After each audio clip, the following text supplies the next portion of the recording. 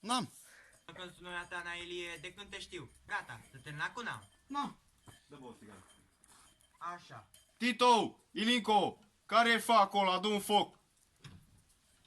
Adică s-a primit 3000 lei, s-a primit de la domnul Ilie Moromete. Păi nu cine știe ce n-a Ilie? Păi, de unde să-ți dau dacă n-am? Păi bă, mai am de mers la 60 de oameni. Hai mai repede că mă grăbesc. N-am, mă, n-am.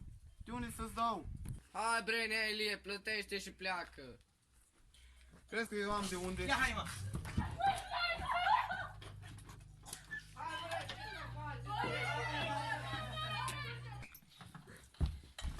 Ia mă căruța!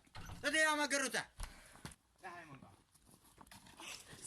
Credeți că o puteți trage?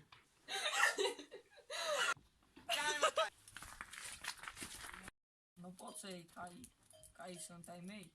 Nu alu tata. Ia mă cai mă, ce te uiți la el? Ia cai! Părerea mea e să lași cai în pace.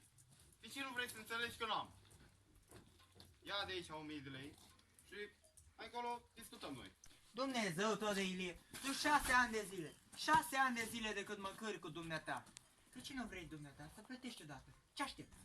Păi dar n-am de unde să fac bani. Dacă ar putea să făt bani, ar făta. Ia, domnule! Dumnezeu de rasă de om ca dumneata, n-am mai văzut. Sunt 15 ani de când o lungești. O lungești. Ba cu plătirea foncierii, ba cu loturile. Ai 14 fogare de pământ. 14 fogare de pământ. Pe care ți le-a dat statul pleașcă. Care-i 14? Care-i pleașcă? Bănea Ilie, de 6 ani de când sunt agent, în toți cosochii, ba cu 500, ba cu 550, ba cu 600 și un leu. Dar bine că-ți dau și leu ăla. Bine când dai și leu ăla. Nu lasă, Neelie. Nu lasă. Că vine la primărie și te ia și pe tine și pământurile. Lasă, Neelie. Lasă.